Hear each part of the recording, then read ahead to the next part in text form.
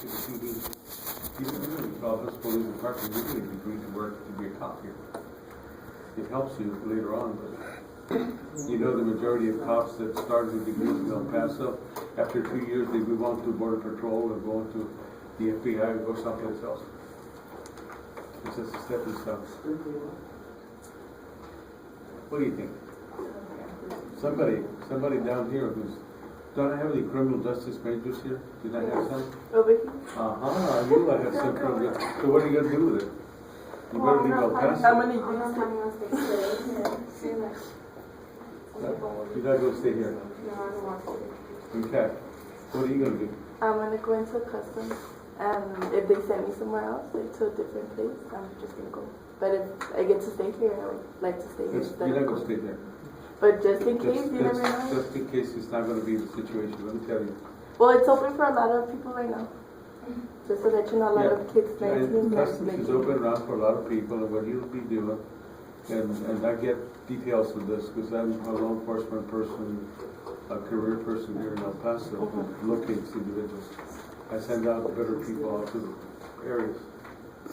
And people in customs typically go and train. They're going to go to the area of New Mexico, Roswell, in that area to train. They used to go to Glencoe, Georgia, and go here.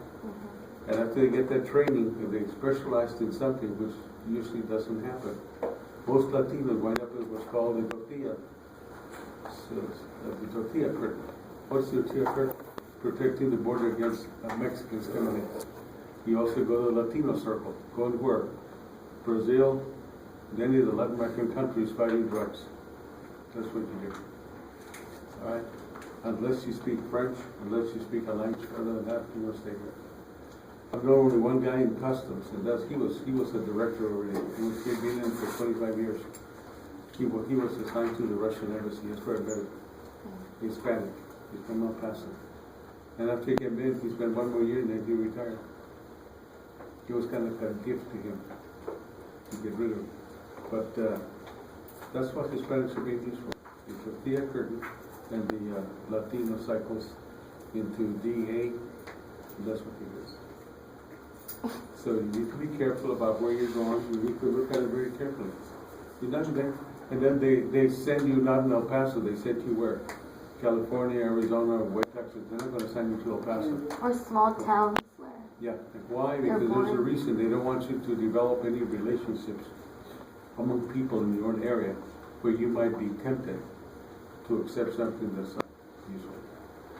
We have about 3 people from El Paso here in El Paso, but they've been out of town for so long. They're back in El Paso doing the last 3 years, and they don't know anyone in the border anymore.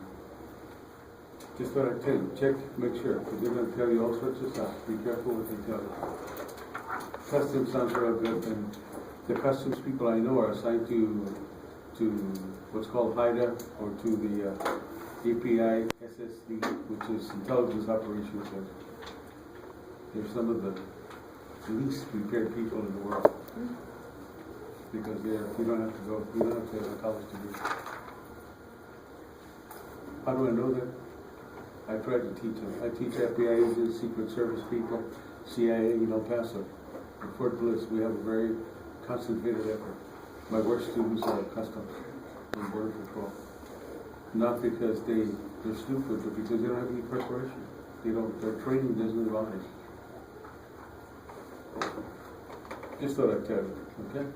So before you do that, start learning. One idea that you might want to look into as an intelligence analyst. There are always jobs in that. As an intel analyst, and the other thing is an intel analyst, I get to send people from here to Fort Bliss, from Fort Bliss to Georgetown University, off to the CIA and other organizations. And that's where you really get money. So you're thinking they're going to stay. So what is the future for El Paso? What's the future for some of those people that are going to plan to stay in El Paso? What recommendation, what would you say to them? What advice do you have for them? 1, 2, 3. I want to hear an advice from each one of you. What would you tell them?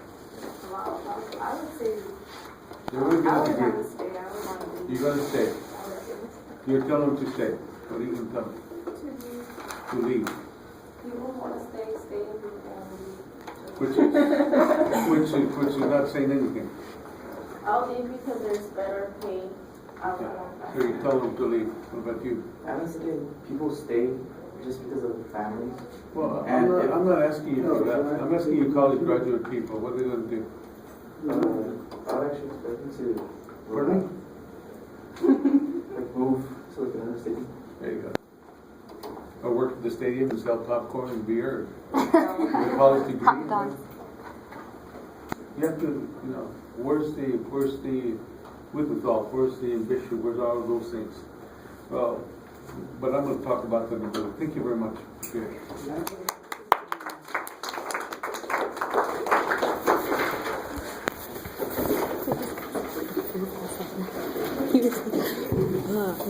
What I hear from the presentation being made is that El Paso is a very bleak situation. Nothing's going to happen really. We have people who, as you pointed out, some will stay, some will go. Those who stay wind up what? In jobs that pay less than you work. You wind up working here for little money. That's one thing. The other situation is that you leave town. One of the values that you told me at the very beginning of this section was that we're the family. The family, you know, which is very Latino, la familia. But it's not just Hispanics. La familia is among many blacks in the South, and it's also among Italians in Philadelphia, in the upper valley, in the upper areas, in Boston, New York, all the cliques. They're very much familia, Latinos here. And Latinos is said just to people in El Paso. See? The Italian American, la familia. As a matter of fact, they say la famiglia, F-A-M-I-G-L-A, famiglia, è molto importante. It's very important. And so they stick together. And there are pluses and there are minuses. You always have a backup. Unfortunately, backup for Latinos without money is physical. They carry a knife, they carry a knife with you. They carry a weapon with you to defend you. Is that the best way to do it? What about developing a network of professional people? They haven't learned that. In Boston, some of those people are starting, but Boston is also what? It's an immigrant town. You have people from all over the world coming into Boston. Because Boston is very open to a lot of people.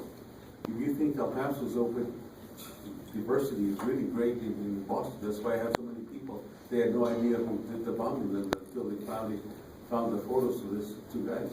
Other than that, there would have been no way of finding out. But America is such a big country, and we have so many places to go. One of the problems with El Pasoans is that they don't want to leave town. They want to stay at home. And they live what? And they propel themselves into what's called the sad cycle. Let me show you where.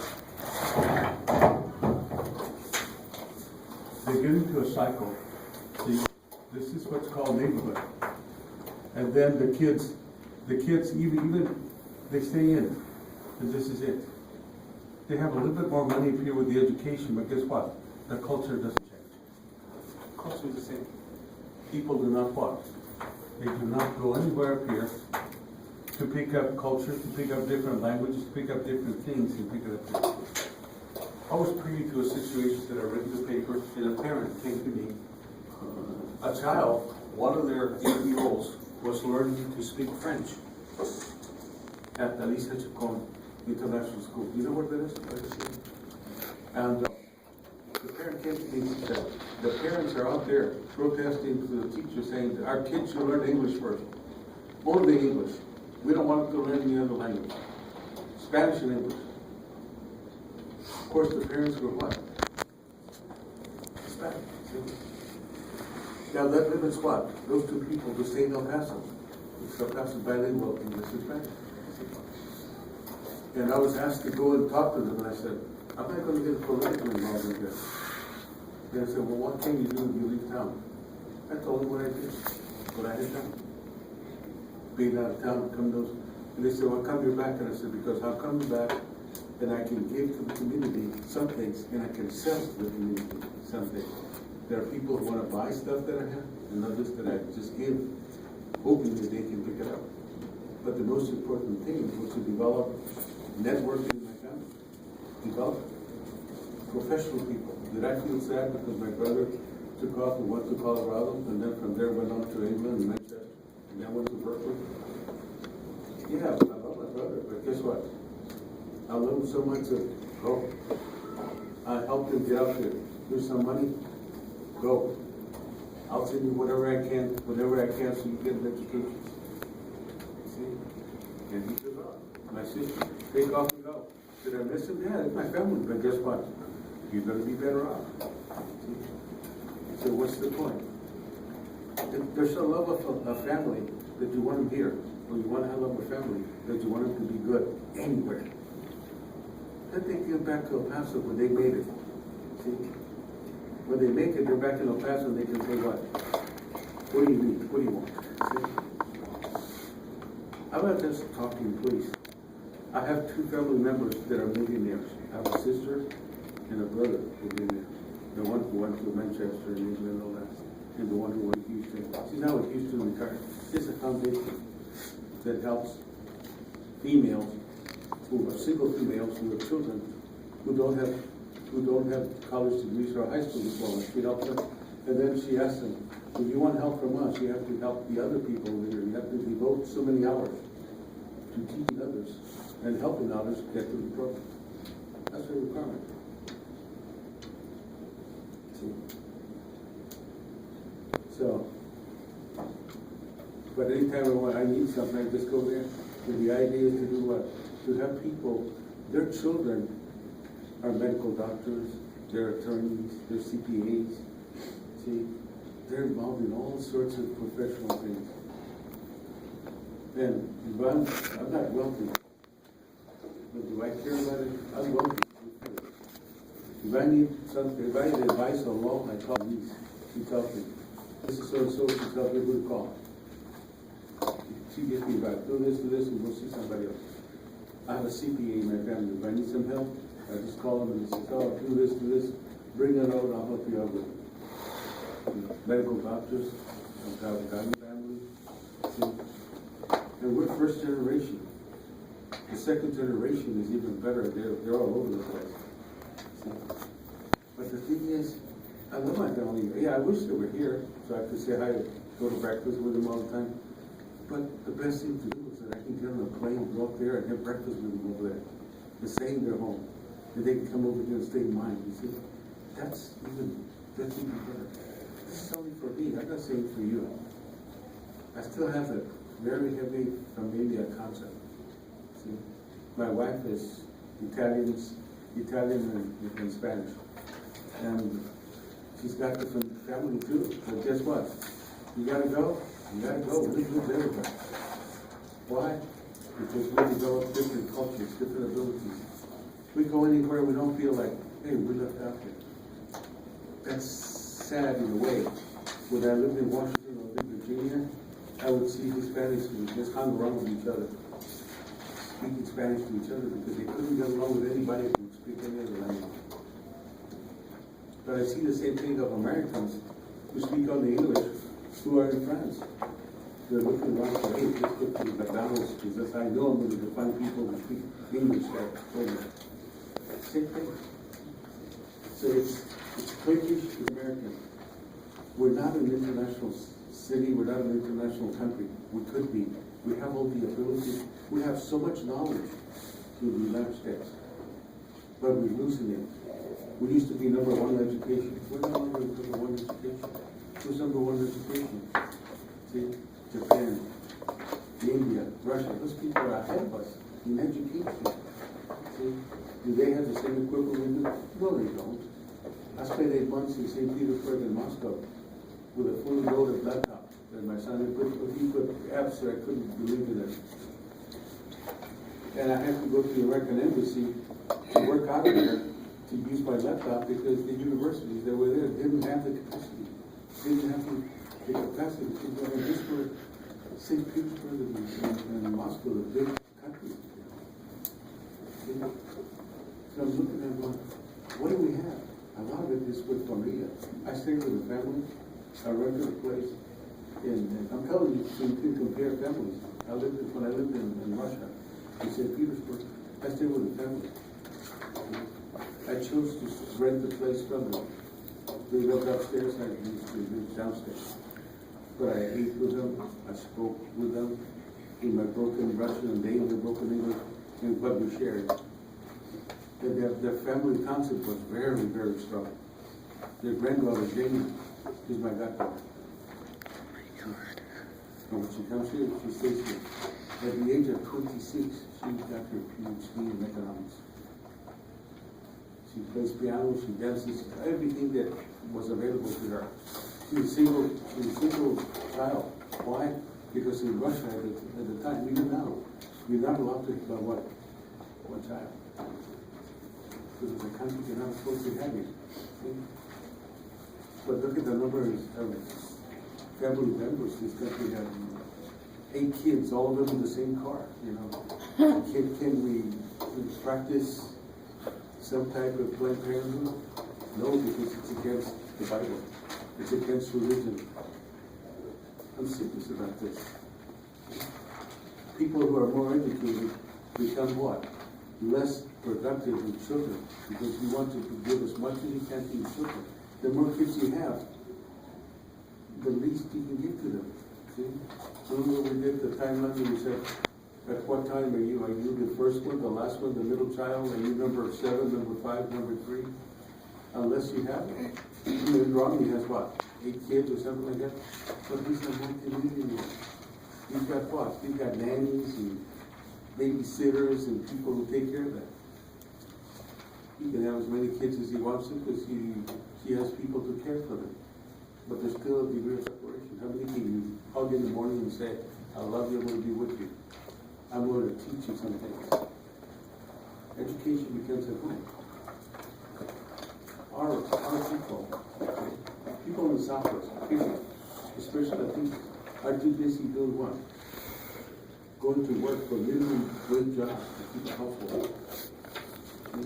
And their kids do the same thing, and then they stay in El Paso. And what happens? They become teachers, they become cops. See, I've done nursing teachers in high school, below and above interstate 10. And I get kids below interstate 10. I'm going to get an A degree and become a police officer. I'll be the first one in my family. You don't need a policy to be a cop. See? But maybe that will propel you to something else. Maybe. However, we become blessed and take that cop job and say it's great. See? I'm glad you took off to Pittsburgh. Why not? See? Believe me, I did the same thing, but I took off. And I did it on my own. See? I worked. I went to Tampa. I did all those things myself. Scholarship. And it just only. It's not something you go, well, my family's over there and I'm over here. I couldn't come home. Why? Too expensive. But I've learned to like to live more. Right? So keep that in mind, people. Those of you who spoke today, please get a copy of the survey and do the survey evaluation, please.